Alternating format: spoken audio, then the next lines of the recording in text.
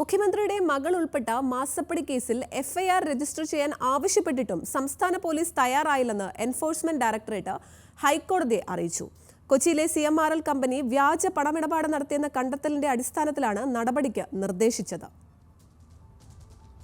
തുടർച്ചയായി സമൻസുകൾ നൽകി വിളിക്കുന്നതിനെതിരെ CMRL ജീവനക്കാർ നൽകിയ ഹർജിയിലാണ് ഇഡിയുടെ മറുപടി.